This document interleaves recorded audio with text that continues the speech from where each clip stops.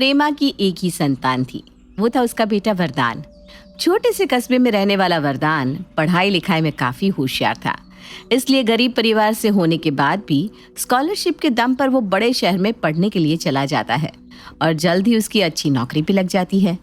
कुछ सालों बाद वरदान, माँ जी वहाँ गाँव में अकेले परेशान हो जाती होंगी, आप माँ जी को क्यों नहीं कहते कि हमारे साथ आकर यहीं पर रहे?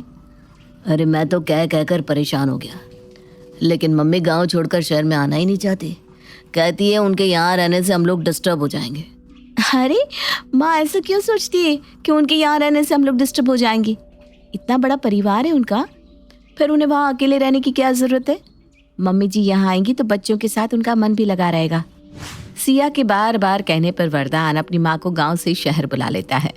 वरदान और सिया दोनों ही नौकरी करते थे और उनका 3 साल का बेटा घर पर आया के साथ रहा करता था। सिया सुबह का खाना बनाने के बाद ऑफिस के लिए निकल जाती थी। शाम को सिया के लौटने पर आया रेखा अपने घर लौट जाती थी और उसके बाद मुन्ना के साथ वो घर के बाकी काम भी संभाला करती थी। अरे सिया, अब तो तेरी सास गांव से आ गई है, अब तो रेखा की छुट्टी कर दे, तेरे 10,000 बच जाया करेंगे। अरे नहीं, छोटे बच्चों के साथ ना बड़ा बंधन हो जाता है। अगर मैंने रेखा को हटा दिया तो मम्मी जी पूरे 10 घंटे के लिए घर में कैद होकर रह जाएंगी। अरे तो काम ही क्या है उनके पास पोते पोतियों को खिलाने के अलावा?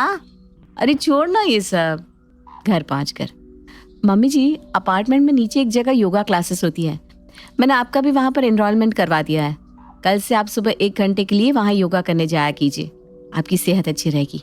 और वहीं नीचे पार्क में ना एक मंदिर भी है। वरदान बता रहा था कि आप गांव में रोज मंदिर जाती थी, तो आप यहाँ भी अपनी पूजा पाठ बड़े आराम से कर सकती हैं। इसके अलावा अगर आपको कोई भी दिक्कत हो तो आप मुझे बता दीजिए, संकोच की कोई बात नहीं है। अरे नहीं बेटा, इतना बड़ा घर है तुम्हारा, मुझे यहाँ किसी बात की कोई दिक्कत नहीं है। घर का बाकी सब काम तो काम वाली ही कर जाती है। मुन्ना के लिए भी तुमने रेखा को रखा हुआ है, मैं तो पूरा दिन घर में बैठे बैठे बोर हो जाती हूँ। इसमें बोर होने जैसी क्या बात है मम्मी जी, आपके रूम में एक टीवी लगवा देती हूँ, आप उसमें भजन कीर्तन कथा जो भी सुनना चाहे सुन सकती हैं। प्रेमा को शहर आए अब कुछ दिन बीत गए थे। धीरे धीरे उसका परिचय आसपास में रहने वाली हम उम्र महिलाओं के साथ हुआ, तो उसने मंदिर में भजन कीर्तन करने वाली मंडली ज्वाइन कर ली। अब जहाँ भी सत्संग या कीर्तन होता, प्रेमा भी अपनी मंडली के साथ वहाँ पहुँच जाती। सिया, आज ऑफिस के बाद थोड़ा रुकना, सब लोग मूवी देखने चल रहे हैं। अरे नहीं, मुझे घर जाकर खाना बनाना होता है, मम्मी जी मेरा वेट कर रही होंगी। क्या यार, तेरी मम्मी जी पूरा दिन घर में खाली तो रहती है, क्या एक टाइम खाना भी नहीं बना सकती? गांव में तो अपना खाना बनाकर खाती होंगी ना। देख स्वाति, इस बारे में मैं कुछ बात नहीं करना चाहती, फिलहाल मुझे लेट हो रहा है, मैं घर के लिए निकल रही हूँ। सिया की बात सुनकर स्वाति को बड़ी हैरानी होती है। बड़ी अजीब बात है, अब तो इसकी सास भी आ गई है, उसके बाद भी इसने बच्चे की देखभाल के लिए आया को लगा रखा है, और सुबह शाम खाना भी बेचारी यही बनाती है। ऐसे ससुराल वालों के साथ रहने का क्या फायदा जो बहू को जरा सा भी सपोर्ट नहीं कर सकती। सही कह रही है यार, अगर मेरी सास ऐसी होती ना तो मैं तो 4 दिन भी उसके साथ ना रहती और वापस उन्हें गाँव भेज देती। अरे जब मुझे किसी काम में मदद ही नहीं मिल रही तो फिर साथ रहने का क्या फायदा। 3 दिन बाद सिया और वरदान की शादी की सालगिरह थी। शादी की सालगिरह मनाने के लिए उन्होंने अपने कुछ खास दोस्तों को अपने घर बुलाया हुआ था। सभी मेहमान घर पर जमा होने लगे थे, तभी सिया की सास प्रेमा बाहर से आती है। अरे मम्मी जी आ गई आप, कैसा रहा आपका सत्संग? बहुत अच्छा रहा बेटा, बहुत आनंद आया। आप बैठिए, मैं आपके लिए चाय भिजवाती हूँ। प्रेमा अंदर वाले कमरे में जाकर आराम करने लगती है। अरे सिया, आज तेरे घर में पार्टी है और तेरी सास बाहर घूम रही है। अरे यार सब बहाने, घर में रहती तो सिया के साथ काम ना करवाना पड़ जाता। ऐसे भी क्या इमरजेंसी थी कि आज ही उन्हें सत्संग में जाना था। बेटे बहू की शादी की सालगिरह दिन तो घर में रुक ही सकती थी। मैंने तो सिया को पहले ही कहा था, अब तेरी सास आ गई है तो कुछ काम उनके ऊपर भी छोड़ दिया कर।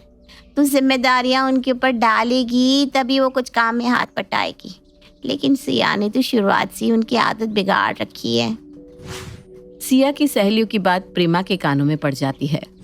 आज तो मेरी बहू मुझसे बहुत अच्छे से बात कर रही है, लेकिन अगर ये अपनी सहेलियों की बातों में आ गई तो मेरा इस घर में एक एक दिन काटना मुश्किल हो जाएगा।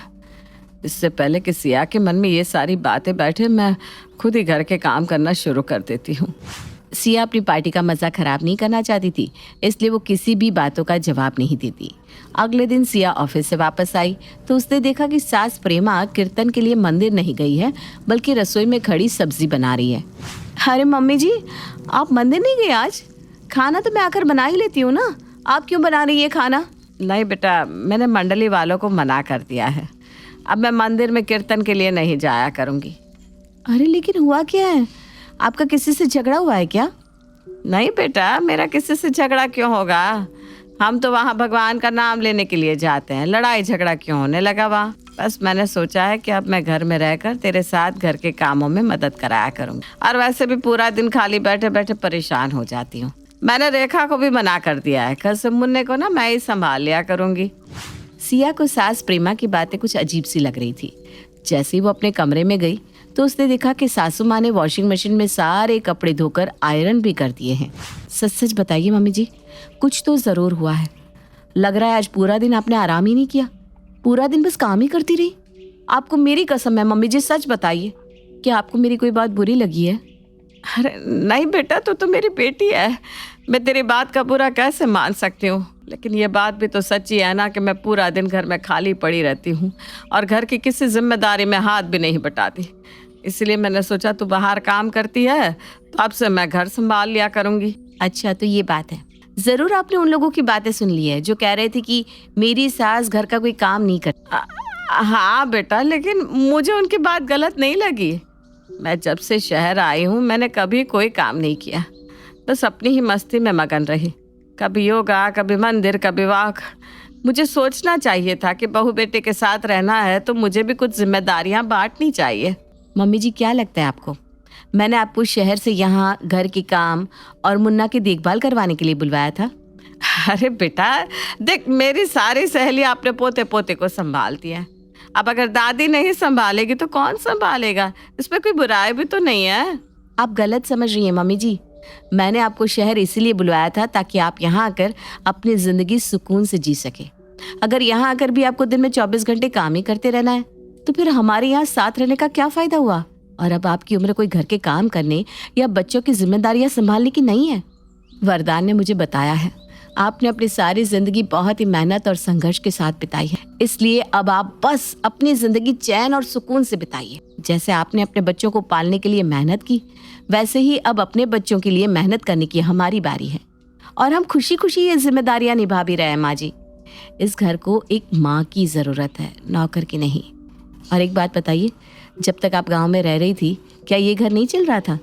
तो जैसे ये घर पहले चल रहा था अब भी चल सकता। आपको काम की चिंता करने की कोई ज़रूरत नहीं है। अरे लेकिन बेटा ये भी तो सही है ना कि घर के कामों में घर के हर सदस्य को मदद करनी चाहिए। जब मुझे मदद की ज़रूरत होगी मैं आपको बता दूंगी मम्मी जी, आप बेफिक्र रहिए। बेटे बहू के साथ रहने वाले सास ससुर उनके नौकर नहीं होते। आपकी अपनी ज़िंदगी है, अपनी पसंद और नापसंद है, और आप अपना जीवन अपने तरीके से जीने के लिए पूरी तरह स्वतंत्र हैं। यहाँ शहर में मैं आपको 8 घंटों के लिए घर में कैद नहीं रख सकती, वो भी इसलिए क्योंकि आपको मेरा बच्चा संभालना है। आप तो बस मुन्ना के साथ खेलिए और रेखा पर नजर रखिए, उससे कहकर काम करवाइए, बस आपकी इतनी ही जिम्मेदारी है। अपनी बहू के ऐसे विचार जानकर प्रेमा हैरान रह गई थी।